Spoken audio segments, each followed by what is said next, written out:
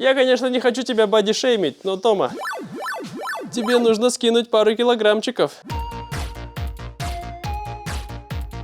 Стоп, Тома, подожди. Куда пошел? О, хорошо. Это было ужасно. Кто это такой? Сейчас мы попробуем перейти через маленький мостик. Тома, ты готов? Привет, друзья! Добро пожаловать на мой канал по-русски издалека. И, как всегда, с вами ваш хост Сергей. В прошлый раз я гулял по моему району, и вам понравилось это видео. Поэтому сегодня я решил записать новое видео, где я буду также гулять, но уже не один. У меня будет мой помощник. Это Тома. Привет, Тома.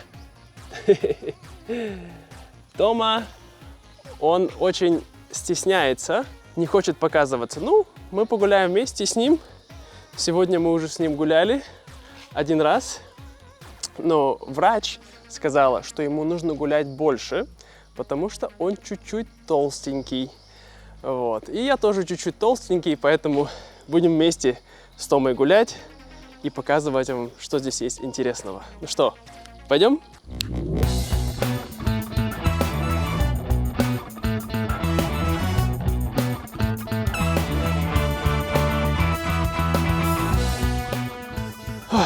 Значит, Тома сопротивляется пока, но это он так, как сказать, он показывает сначала, что он никуда не хочет идти, ему не нравится гулять, а потом через какое-то время, опа, видите, он опять тянет меня назад.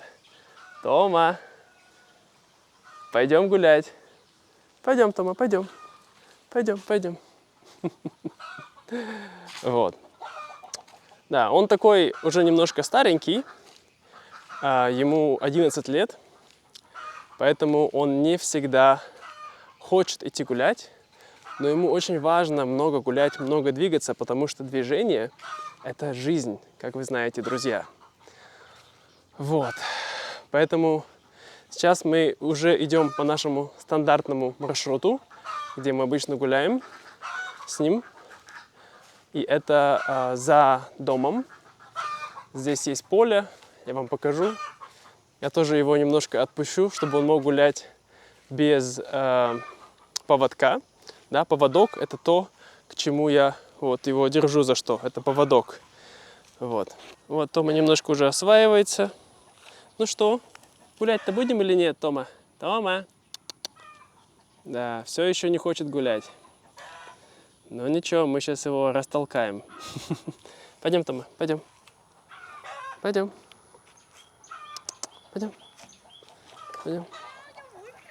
А кто у нас здесь? Здесь у нас телята. Прячутся от солнца. Это такая молодая гвардия, я их называю. Они все время тусуются вместе. Вот. Потому что они подросточки уже. Они еще уже не маленькие, но еще пока не большие бычата. К сожалению, большинство из них не доживает до взрослого возраста, потому что очень много здесь людей любят есть телятину. Как вы понимаете, это мясо молодых телят, то есть молодых коров. Вот. И этот очень стесняется, боится меня, он спрятался за другими. А вот тому все равно. Ну, что расскажешь, малыш? Не правда ли они милые? Как можно есть такую милаху? Вообще не представляю. А Тома уже счастливый, смотрите на него. Тома такой, не, пойдем домой. Пойдем домой. Тома, стоп. Тома, подожди. Куда пошел? Тома хочет уже бежать домой. Тома, еще немножко, пойдем. Ну, здесь я обычно гуляю, это прямо за домом. И что мне нравится здесь, что здесь практически никто не ездит. Потому что здесь тупик. Здесь нет домов, здесь просто поля. Сейчас покажу вам. Вот, там просто поля, где пасутся коровы. Поэтому мне не надо беспокоиться, если я хочу отпустить Тому или кого-нибудь еще, просто погулять без ошейника, без поводка. Иначе обычно в других ситуациях как я сказал, люди очень быстро ездят на мотоциклах, а Тома уже старенький, глухой, он плохо видит, плохо слышит, поэтому иногда может попасть под колеса машины или мотоцикла. Также Тома, он у нас мастер по убеганию. А сейчас Тома занимается тем, что мы не будем показывать, но, как вы знаете, это очень важный процесс для всех собак. Так, Тома сделал дела, и он хочет уже идти обратно домой. Тома! Тома! Куда бежишь? Пойдем еще погуляем. Ну что ты, малыш? Да, он очень хорошо умеет убегать из всех его обвязок. Да? И вот эта единственная обвязка, она уже очень старая, уже вся в дырах. Но это единственная обвязка, которая может держать Тому без того, чтобы он убежал. Мы покупали ему дорогие, такие очень крутые обвязки, но он всегда выбирался. Всегда выбирался. Он просто тоже такой Дэвид Копперфильд собак. Тома, ну что, куда дальше пойдем? А? Еще будем гулять? Или еще пойдем домой? Пойдем еще погуляем. А? Ну пойдем. Что ты, батончик? Да, я называю его батончик, потому что его имя Тома, но было Тома, Томатошка. Да, у него очень много разных имен. Вот. А батончик, потому что он всегда любит лежать и никуда не любит не ходить. И когда мы обычно лежим, мы говорим, мы батонимся.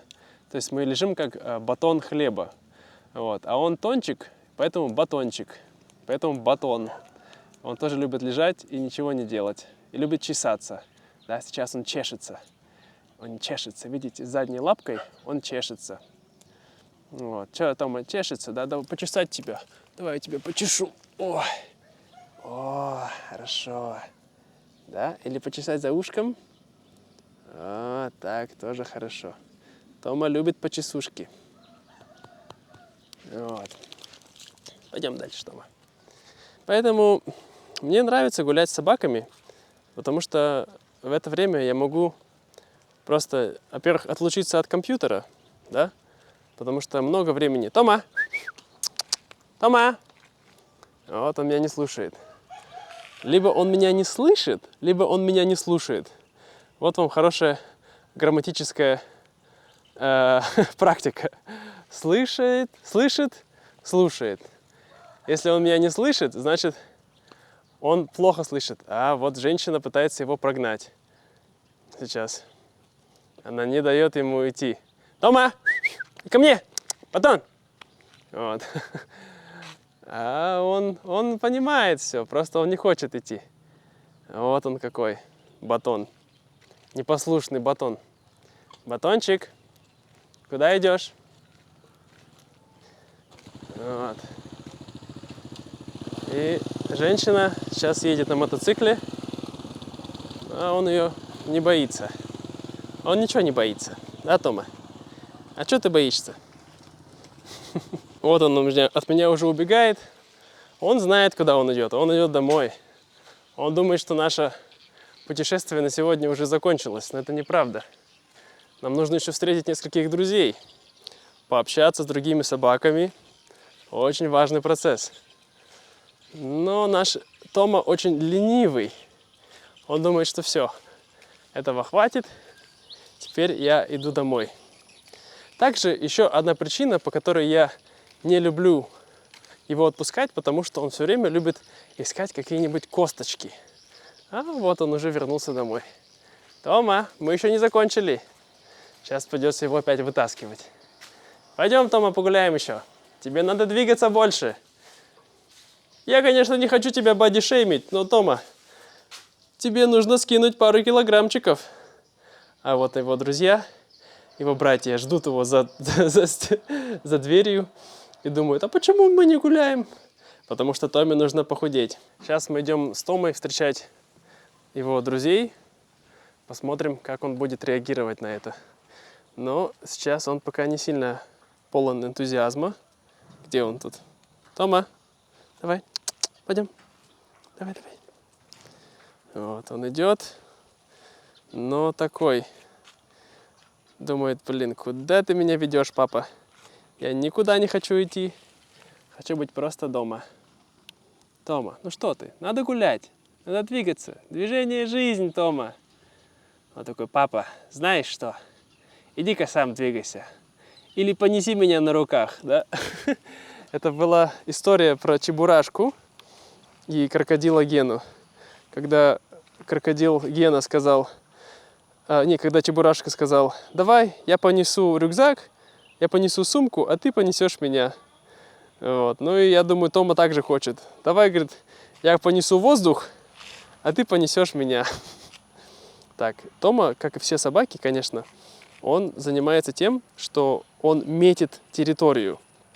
Так мы это называем. То есть каждые, не знаю, 20-10 метров он находит место, где нужно пописать. Да? Не потому, что он хочет писать, но потому, что нужно оставить сообщение другим собакам, что я здесь. Да, это я, Батон. Помните, кто я такой? Пойдем, Тома. Нужно поболтать с ребятами. А вон там сейчас придет наш другой товарищ. Он прячется сейчас в тени. Мы его позовем. Come here. Да, он сейчас прячется. Это очень веселая собака нашей соседки. Иди сюда. Hello, hello. Вот он. Вот какой милашка. Ой, тетя, о, какой красавчик ты наш. Да, вот с Томой поболтай, поиграй. Что-то они не очень-то сильно вместе играют. Тома, он любит других собак, он очень спокойный и никогда не бывает агрессивным. Вот, поэтому, да, он всегда думает, что нужно делать. А, вот еще один пришел.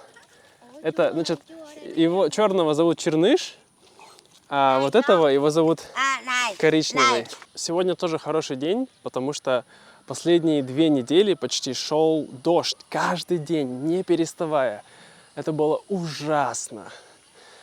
Но, к счастью, сейчас у нас небольшое перемирие, война дождя и солнца. Либо она закончилась, эта война, либо перемирие, либо сейчас солнце пока побеждает. Ну, в общем, сегодня мы наслаждаемся солнцем с нашим Томой, да. Вот он со мной идет здесь. Идет сзади меня, не идет впереди. Вот. И что классно, сегодня воскресенье, и сегодня очень тихо. Да, обычно здесь очень много людей, они ездят туда-сюда. А сегодня хорошо, тихо. Люди обычно сидят дома по воскресеньям и просто отдыхают. Да. Очень редко, когда здесь тихо бывает, потому что вьетнамские люди любят 2 вещи. Они любят строить, и значит, они любят создавать много шума, а также они любят музыку, караоке и, в принципе, громкую музыку. Но сейчас, к счастью, все хорошо, тихо, поэтому мы можем просто слушать музыку фальшивых птиц. Тоже так себе, честно говоря. Да, я уже рассказывал в других моих видео, когда я гулял по району, что этот звук, который вы слышите, это не настоящий звук птиц, это звук искусственный, который используется для приманки птиц. Обычно это ласточки, и потом ласточки делают гнезда в домах этих людей, а потом люди забирают у них часть этих гнезд для того, чтобы сделать какие-то напитки, которые полезны для здоровья. Ну, это тоже очень все сомнительно, но факт то, что это совершенно не этичный бизнес, и многие из этих птиц, они умирают, потому что они так долго пытаются сделать гнездо, а оно все никак не строится, потому что люди все время забирают части этих гнезд. Поэтому, да, такая немножко грустная часть нашей реальности. Ну, а вообще, если говорить о нашем районе. Вот мы здесь живем уже, получается, сколько? 3 года, да? Здесь я живу. И за 3 года могу сказать так, что у людей, когда мы сюда только приехали, было много собак, да? Но за 3 года из всех тех собак, которые здесь были, только одна собака, ну, не считая наших, осталась та же самая. То есть люди постоянно теряют собак, собаки умирают от болезней. Поэтому, да. Поэтому мне очень тяжело жить здесь, с одной стороны, да, что смотреть на все, что это происходит, на воровство собак и кошек. И с другой стороны, если бы мы здесь не жили, то кто бы помогал этим животным, да? Поэтому всегда такая дилемма получается. Тебе не хочется жить там, где плохо, но с одной стороны, да, где плохо другим, вот, и смотреть на эти страдания, с одной стороны. Но с другой стороны, ты думаешь, что если ты там не живешь, и ты не помогаешь этим людям, собакам, кошкам, кто страдает, кто будет им помогать, да? Все думают, ну, кто-то другой поможет. Если так будут думать люди всегда, то никто не будет помогать друг другу. Так что да, это проблема. Сейчас мы попробуем перейти через маленький мостик. Тома, ты готов? Тома уже дышит тяжело. Но у меня есть вода, так что, если что, я могу дать ему попить, когда ему будет когда его будет мучить жажда. Он все время находит быстренько тенечек. Он такой, вот здесь тенечек, тенечек, значит, там, где нет солнца. Вот, а Тома любит тень. Я тоже люблю тень. В нашей культуре, в древнеславянской, у нас была такая идея калинового моста. То есть калина – это такое дерево, возможно, вы знаете песню «Калинка-малинка», да? И калинов мост – это ассоциируется с процессом перехода из мира живых в мир мертвых. То есть если кто-то говорит «я хочу перейти калинов мост», это значит, что он хочет умереть и покончить с собой, или он ждет смерти, потому что он старый, или значит, я скоро перейду Калинов мост, значит, что мне осталось недолго жить. В общем, да.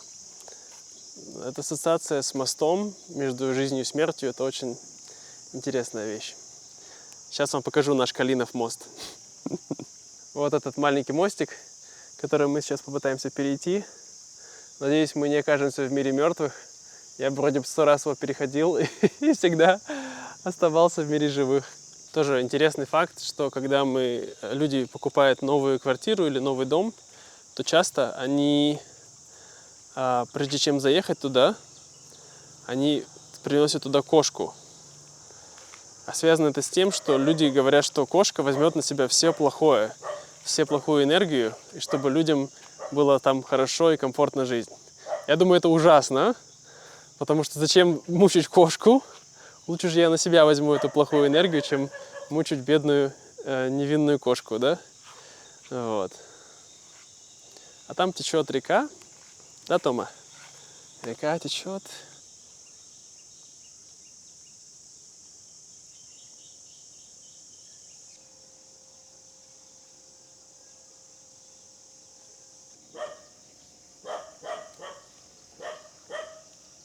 Вот. Ну вот, мы перешли мост, мы все еще живы, так что все хорошо.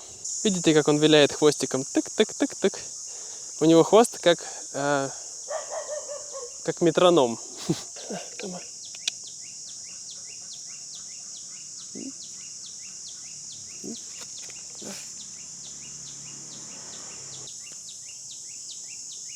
У нас другая собака обычно пьет из руки, но батон не хочет. Он устал, но в то же время ему очень интересно, он очень любопытный. Потому что каждый раз, когда он приходит на новую территорию, это новые запахи, да? Новые, новые впечатления. Я так же, как и я. Когда я устал, я, с одной стороны, уже ничего не могу делать, да? Но с другой стороны, когда есть что-то интересное, что-то, что привлекает мое внимание, то у меня появляется второе дыхание. Вот. Так, пойдем туда, Тома. Пойдем, Батон. Пойдем. Так и у Томы. Он уже устал, уже не хочет гулять. Но столько запахов, столько интересных новых мест, которые нужно исследовать. Поэтому он все равно идет вперед. Так и вы, друзья. Тома, вот, поэтому я его держу, потому что что-то ест. Тома, ты что ешь? Нельзя. Нашел какие-то косточки. Вот он так всегда. Так всегда. Находит какие-то косточки непонятные. А это очень опасно, кормить собак костями. Особенно костями курицы или костями рыбы. Они могут очень легко подавиться, да, подавиться и задохнуться. То есть не могут дышать. Поэтому никогда не кормите вашу собаку костями курицы или костями рыбы. Ну, мои собаки, кстати, они веганы. Люди по этому поводу часто у меня писали в комментариях: как так? Собаки веганы, как ты можешь их мучить? Да, ну, с одной стороны, во-первых, если бы я их не спас, например, Тома, его собирались отдать на мясо. То есть, если бы моя жена не спасла его, то его бы уже не было, его бы съели. Поэтому, конечно, может быть, им нравится есть мясо, они любят мясо, но лучше уже жить без мяса, чем не жить совсем, не правда ли? Это во-первых. А во-вторых, как сказать, Тома и другие собаки, в принципе, вообще собаки, они сами по себе, они всеядны, как люди. То есть люди могут есть мясо, а могут есть только растения, а могут есть и то, и другое. Вот. Поэтому собаки могут также. У нас есть хороший, сбалансированный веганский корм для собак, поэтому они его едят. Конечно, иногда они хотят съесть что-нибудь, и иногда им достается мясо от кошек, что кошки не съели. Кошки у нас не веганы, к сожалению, потому что намного труднее найти сбалансированный веганский корм для кошек. Вот. Но собаки нормально живут, радуются. Вот. Так что никаких проблем нет. Вот. Поэтому косточки на улице, наверное, он ищет, потому что дома ему не хватает. Он такой: о, где мясо? Нет мяса, вот буду косточки жевать. Там, вдалеке, возможно, вы видите две собаки. Посмотрим, произойдет ли у нас дружеский контакт. Собаки напряглись. Они думают: так, кто это такой? Сейчас они попытаются разобраться. Будем смотреть, что будет происходить. Так. Я за Тому не переживаю. Он никогда ни на кого не нападает. В 99% случаев. Но были пару процентов, когда он пытался гнаться за собаками. А для чего собаки нюхают друг другу попы, да? Скажете вы. Потому что в попе есть, получается, их, как это называется, ферменты. Нет. Так, не буду врать сейчас, но что-то там есть, что, то есть у них есть железы. Так, у них есть железы специальные, и поэтому они могут так определять друг друга. Кто ты есть такой? Откуда ты? Вот. Поэтому они друг друга нюхают всегда. В этом нет ничего плохого. К этому нужно относиться нормально. Вот. Ну, как мы видим, вроде бы эти собаки тоже дружелюбные. Драки не случилось. Поэтому все в порядке. Мы продолжаем наше путешествие. Сейчас Тома оставит свое сообщение. Да, давай, Тома, ставь сообщение. Скажи: здесь был я. Знаете, люди часто пишут на домах, на разных местах, так сказать, знаки того, что они там были. Вот. И Тома тоже хочет писать: здесь был Тома. Вот. А потом другой пес придет и скажет: нет, здесь был я. И так по-русски мы называем это забавно пересывать. Когда один писает, а потом другой сверху на это писает. Чтобы, так сказать, его подпись, да, была сильнее. Вот такие дела. Ну что, друзья, буду я потихонечку закругляться. А то, наверное, вы уже устали от моих историй про собак. Вот. И я думаю, Тома тоже уже немножко устал и с радостью пойдет домой. Вот, поэтому я не знаю, если получилось интересное видео или я наговорил всякой всячины непонятной. Но посмотрим. В общем, если вы хотите видеть больше таких видео, то пишите в комментариях. Если не хотите видеть таких больше видео, тоже пишите в комментариях. Может быть, хотите, чтобы я вам больше что-нибудь рассказал конкретного, не знаю. Пишите в комментариях. Ну все, друзья. Да, и, конечно, не забудьте, если вы хотите поддержать меня, переходите на Patreon, вот туда. Или купить мне чашечку кофе, тоже можно, вот сюда. Сейчас как раз собираем деньги на покупку рабочей станции. До скорого, друзьяшки! Пока-пока! Тома такой, достал ты меня. Ну все, идем домой.